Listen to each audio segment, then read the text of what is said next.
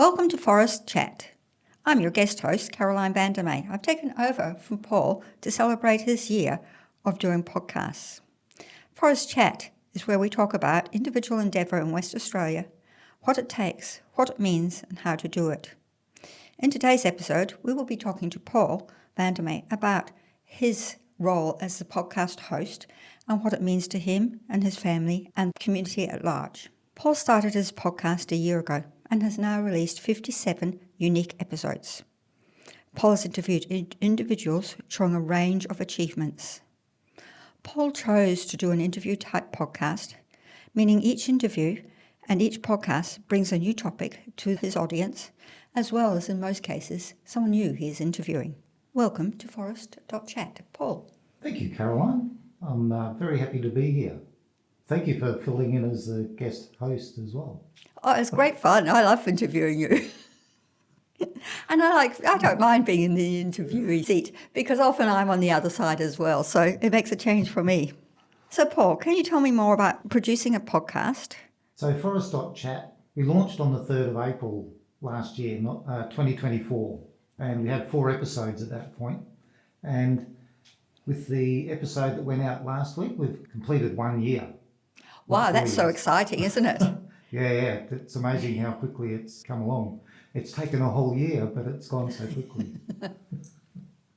So in that time, we got up 57 episodes, and that includes the podcast trailer, the Christmas episode, and the New Year episode, which are the 3 non-interview episodes. Okay, that's awesome. And it must be so fascinating for you seeing how it's all grown during that time.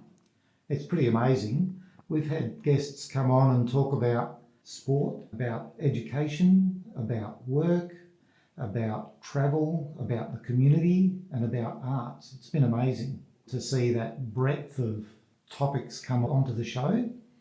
And each of those guests has brought along a different perspective on what they've been doing, or a different perspective on those topics. So we've had people that have been doing things. We've had people that have been leading things, they've been organising things, they've been advocating, they've been motivating other people, and they've been achieving goals themselves. And even with all of that, we've still only barely scratched the surface of what people are actually out there doing. So I'm looking forward to more. It must be very motivating listening to these people. It is, definitely.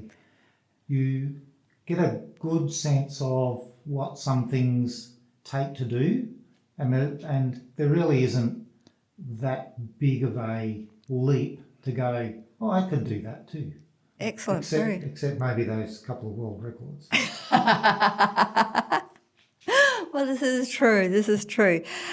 It's quite interesting, the wide variety of topics you've had, which also makes it very interesting for your listeners as well, because really each week is something completely different. So it's not like you're doing just sport. You're bringing in all these unique topics that some people maybe have never heard about. But like I know, geocaching was something quite out of my realm before your interview on it. Yeah, I really wanted to include a really wide range of things that people do, because a part of the reason for the podcast is to actually help people understand that there's a lot of different things that you can do. So yes, having all of those different topics tied together by the series of questions that are effectively the same each time. You know, that first question about what are we talking about, the next question about what does it take, and that's about personal characteristics. That's what I'm aiming to explore there. And what does it mean? You've got to have a purpose in your life, and what you do hopefully contributes to your purpose, and how you do it. So if someone wanted to follow you, how would that look? And sometimes I've added in the question of what's next. Mm-hmm. You know, when you've done 100 raced marathons, for example, what do you do next? 101. Yeah, do you 101 or do you do a different distance?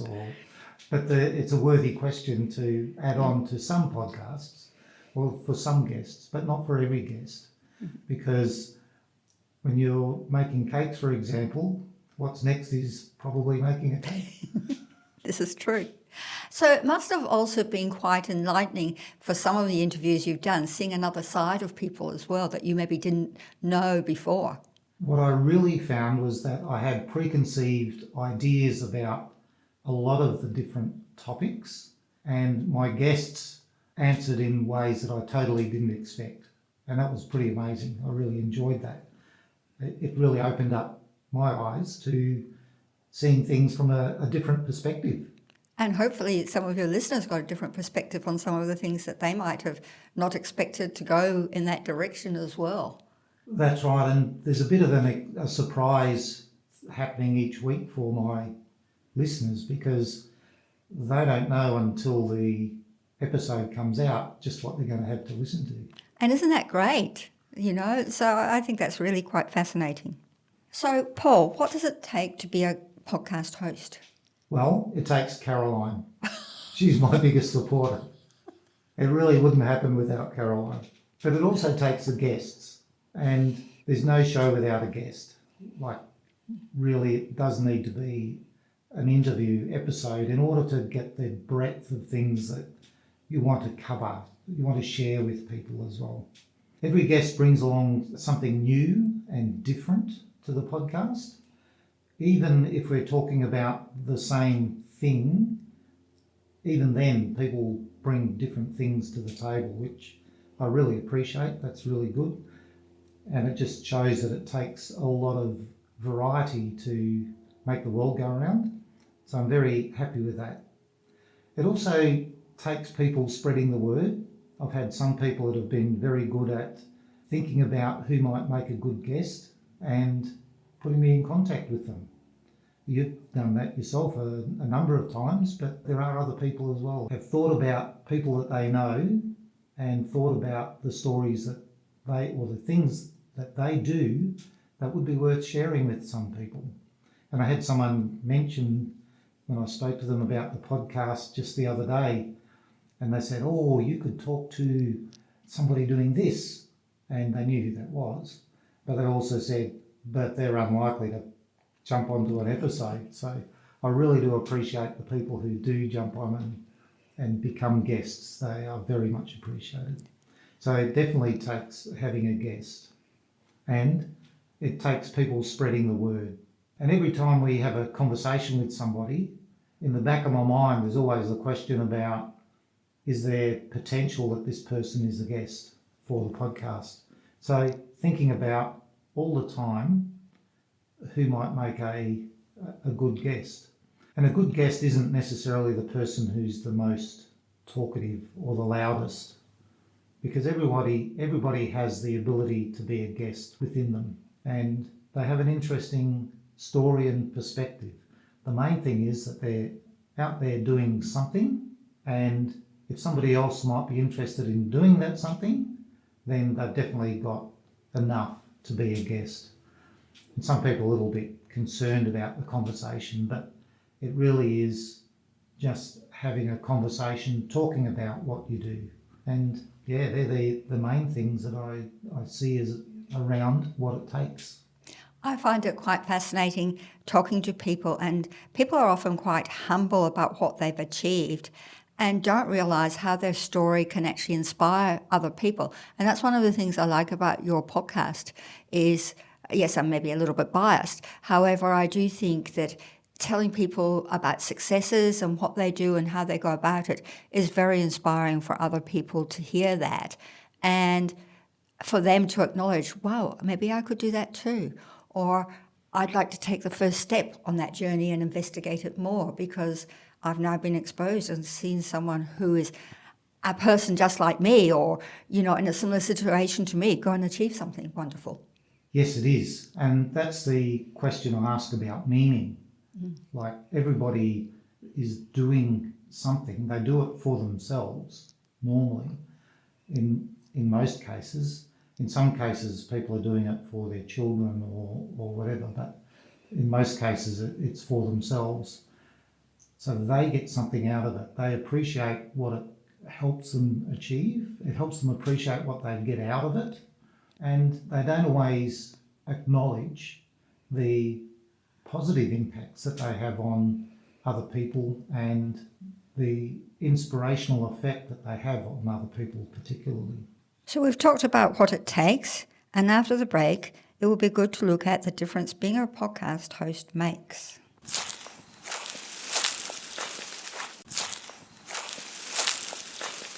You've interviewed a wide range of people. Where does the inspiration come from? I think the inspiration comes from the stories people share along the way. I set out to do something good with the podcast, and that was to let people know that people can do things. And people are doing things all the time. Like I said earlier, we've only just scratched the surface. And most of the things people are doing are not actually as hard as other people might think that they are. There's a balance between the skills and experience that the person has and what they do, and often what they've done in the past and the skills they've learnt make it easier for them to do something. And knowing that you actually have a particular set of skills that you have built up and experiences that you've had, that allows you to get on and do the things that you do as well. And if that gets lost or missed in somebody's formation of their thinking, then they'll think that they can't do anything, they're not good enough or whatever. But all it really means is that they need to find something that will harness what they are able to do, and they'll be able to get on and do it, and it'll be far easier for them than they expect. And yes, hearing other people getting through that can then inspire people who are struggling or haven't thought about how they might get through something. It is inspirational for sure for those people especially to hear that. So Paul, what does being a podcaster mean to you, your family, or the community? Well, it means that I can do something good in society to me. It also pushes me outside my envelope. It makes me stretch to meet people and talk to people about the things that they do, which helps to build a better connection with those people. It stretches my technical skills sometimes with getting recordings done and getting editing done and those sorts of things. And it also helps with my public speaking. And I've not really had a lot of practice with public speaking. I need to do more, and this has helped a lot in getting me along that way to being better in my public speaking. I'm speaking with many fewer ums and ahs. I know that. I can hear it when I go editing. What does Forrest.Chat mean to your guests? That's a very interesting question. A lot of my guests come up to the podcast quite quickly, and they don't always appreciate really what the podcast is about. Some of my guests have not listened to the podcast even before they became guests, which isn't an issue because they were doing what they're doing. So they may not realise at that point just how much good the podcast does, and that their actual contribution as a guest is a gift to people. Every guest makes a positive contribution, and every guest will have somebody that listens to their episode, and that listener will then think about how that applies in their life, and they'll go out and do something with it. But my guest and myself probably will never ever know that that's happened. So while my guest has provided a gift, they never know if it's been taken up by any listener or even many listeners. So it really is a gift freely given. And I think that's a very important thing for my guests to know, that there will be somebody who listens to their episode and gets much more out of it than anyone ever expected. So I think that's a very positive thing. And they may never know that it's happened. But that doesn't in any way, shape or form diminish the positive impact that they've had. It's a bit like the random act of kindness. You know, you do something for someone, and because you've been kind to them, they do something for someone else, and it all flows on. So very much along that line. Yes, definitely. We've heard about what it means. We're now going to take a break, and when we come back, we're going to talk about how you become a podcaster.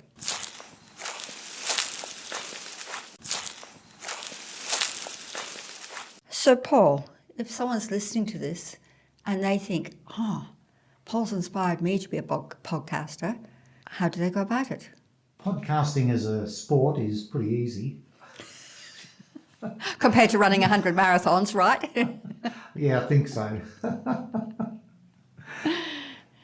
The first thing you want to do with a podcast is to work out what you've got to say. And for me, I've got a very particular way about how I go about doing my podcast that might be very different for somebody who is doing a podcast where only they are on the show. So you might have just a monologue about something that you're very interested in, and you might approach it from all different angles. Each time you approach it from a different angle. Or you might have a podcast where you're sharing guest duties or just talking with another person, but the same person all the time. And you have a conversation rather than asking questions or sharing a monologue. So that's another way. And I happen to have chosen an interview style podcast where every time I have a different guest.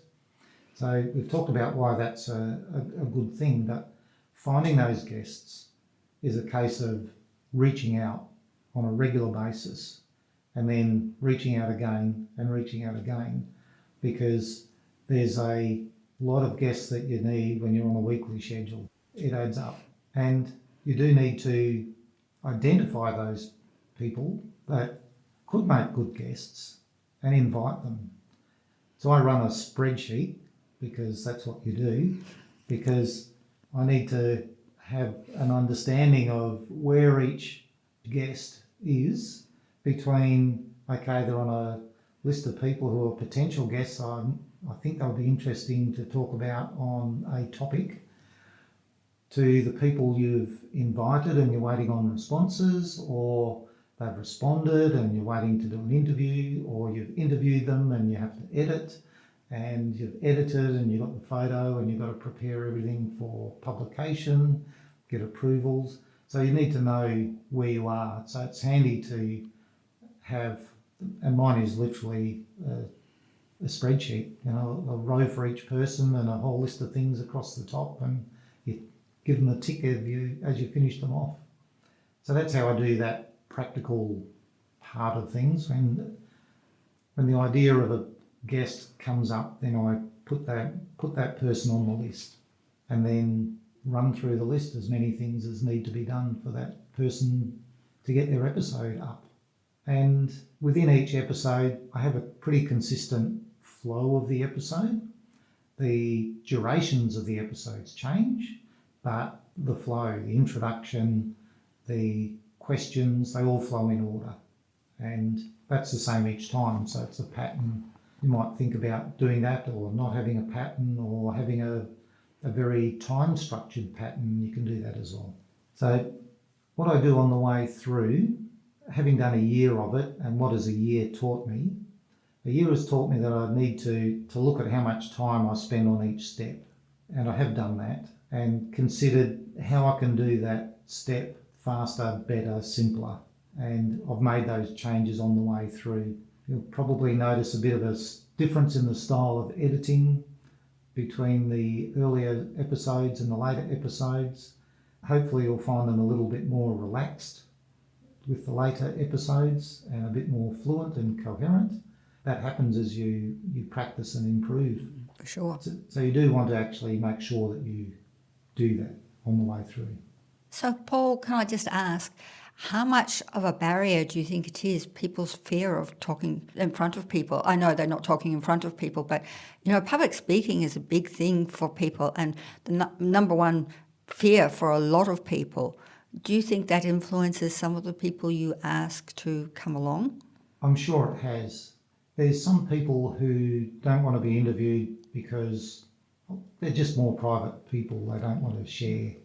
And the people who have come on have actually found it far easier to be a guest than they expected. I've had a number of guests go, oh, that was easy, and almost like, oh, we finished. So that's been good that I'm a reasonably comfortable person to talk to. That's been good. Yeah, so that has an effect for sure on whether or not people are initially going to agree to become a guest. Once they agree to become a guest, they usually find that it's far simpler than they expected. Because it's really like having a conversation with you at the end of the day, rather than, the whole public speaking of, I can see the audience and they've all got their eyes staring up at me. That's why I'm doing audio only, absolutely. And yeah, you just have a conversation around specific questions and you speak one at a time. That's pretty much the key difference. Try not to speak over each other too often. So thank you, Paul. Being a podcaster, and especially having a weekly schedule, can be quite a demanding schedule. And I think you've added to it by wanting a different guest each week. So well done to you. And congratulations on a year of podcasting. And I'm sure many people have been inspired by the stories. And you probably, and the guests probably never know how many of them have been influenced by what you've told. Thank you for sharing your experience of being a podcaster, Paul. And from the Forrest.Chat listeners, we wish you all the best in your future endeavours and for the future podcasts. Thank you very much, Caroline. I appreciate it. You've been listening to Forrest.Chat, where we talk about individual endeavour in West Australia, what it takes, what it means, and how you can do it. I'm your host, Caroline Vandermeer, and today's episode we talked to Paul Vandermeer about being a podcaster. Remember, there are 4 ways you can get involved with Forrest.Chat. Share the domain, Forrest.Chat, with your friends and family and people that you meet and people you know. Listen to the published episodes at Forrest.Chat/episodes. Book an interview at Forrest.Chat/interview. Remember, you've got a story to tell too. Come and share it and inspire others. And book an advert at Forrest.Chat/advert. I'm looking forward to joining you with our next interview, and maybe it'll be Paul next time. Until next time, enjoy making it happen. Thank you from Forrest.Chat.